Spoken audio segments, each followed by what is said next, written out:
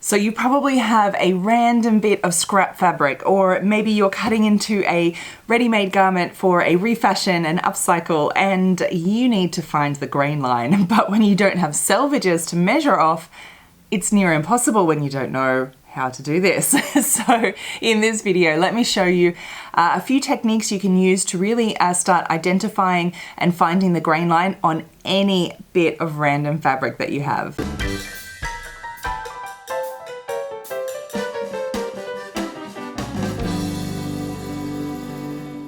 Welcome back, my lovely sewing friends. It is always a pleasure to see you here.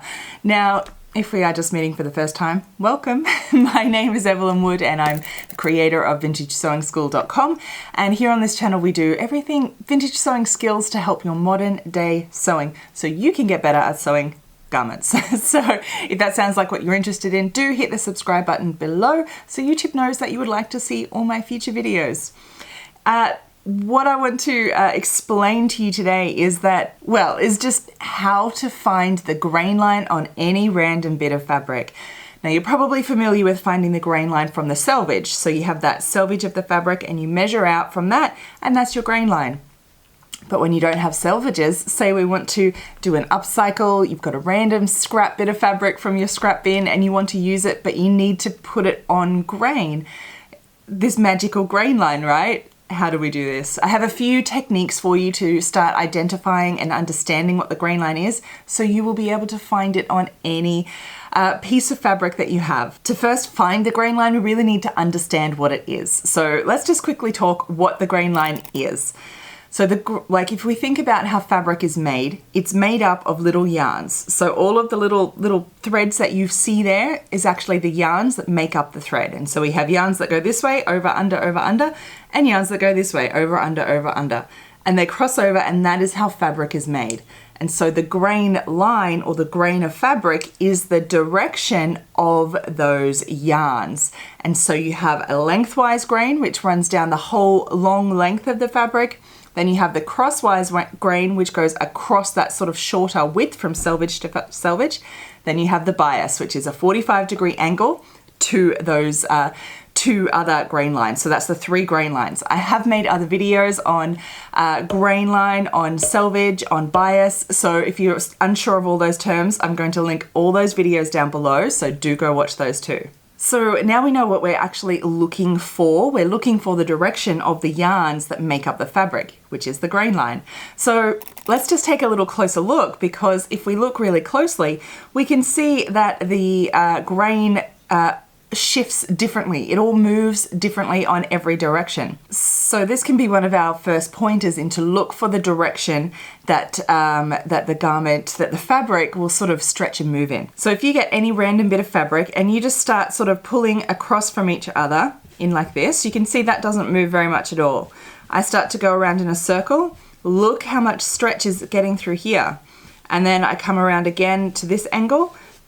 Now this is sort of straight, but it has a bit more give in this, right? You can see that. And then if I was to come around this way again, clearly this is the bias again. And then this, as we come around straight again, is our straight grain. So I can tell just by this exercise that this is our lengthwise grain, because that didn't move at all. Our bias is somewhere along here. And then the crosswise grain was this one here. So I know this was the crosswise grain because although it is structured, it does give a little bit more than this way. So you always have that crosswise grain across the body for that reason. Did you know that? Yeah. So that tells me already where to start looking. Now this is not the exact grain line. This is just that kind of direction. The exact grain line is down one of those yarns, like one single yarn. So how do we find this? It's pretty easy. If you look really, really closely at the fabric, you probably even actually notice, you'll see them actually, forming the fabric. And so you can follow those. Sometimes you might even have a stripe pattern that follows with the actual yarns. That's great. So you can actually see the fabric. When you know what you're looking for, you can see those yarns making up the fabric. So you can really look at it and follow it. Sometimes you'll be able to actually draw a line and see that and use that as a pretty close enough if you're trying to use fabric that you've got. Close enough is maybe okay to get that grain line. to get it exactly, all you need to do is take a really, really close look at one of your cut edges, and you just need to start fraying out these yarns until you get them forming a straight line. Now, some fray out easier than others, but you can see that you're starting to get that straight line through here. Now that is perfectly on grain, and that is your grain line. So there is another trick as well. If you've got a large enough fabric that you're willing to sacrifice a little bit of, you can simply snip down one edge, and this only works for woven fabrics and lighter ones. Heavy ones can be tricky. You can actually tear down, and where that tear is exactly down one of those yarns of line, like the lines of yarns down there. Now I say you have to sacrifice a little bit because you will stretch out the fabric, of course, by tearing it, so you can't really use that very edge anymore. You have to come in, but that will sort of give you in lieu of a selvage to measure off this edge from. It's a pretty neat trick, right? Yeah, if it's the first time you see someone tearing fabric is yeah. I guess the real important question though is it important the cross or the lengthwise? And how do you know? Can you just choose? Let me get to that in just a minute.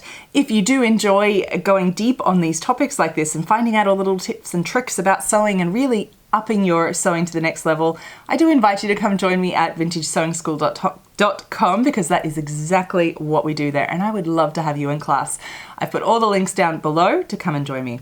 So as I said, the real big question is lengthwise or crosswise, does it really matter? Well, yes and no. So yes, it does, because like we talked about before, the crosswise grain stretches more than the lengthwise. And we always usually want that across our body. But where the point of you using a scrap bit of fabric or upcycling or, refashioning is that you're using what you've got. And that is the point of what you're doing. And they are both on straight grain. It might just be, depending on what you're doing, but in most cases, you probably get away with either using the cross or the straight, and it won't really matter, because the point of what you're doing is to reuse textile material that we've already got. And that is the main purpose, and I think that is a better choice to make than worrying too much over the straight or the cross. Here is the big thing. As long as it is uniform over the entire garment. So if you're making, say you've got bed sheets or something like that and you're making an entire garment, if you go crosswise grain, make sure that every single piece follows the same grain line. So you lay them all out in the same direction. You don't want one this way, one with the grain line this way, the other one this way. That's when you'll get into problems. So long as you keep it uniform over the entire thing, you'll be okay. Let me know how you enjoyed this, if you're going to use this tip before or you've actually heard it. Please leave all your comments down below, and any extra tips you have for us, please leave those down there as well, because we all learn more from sharing with each other. Well, until let's try that again. Until next time, my friends, happy sewing. Bye.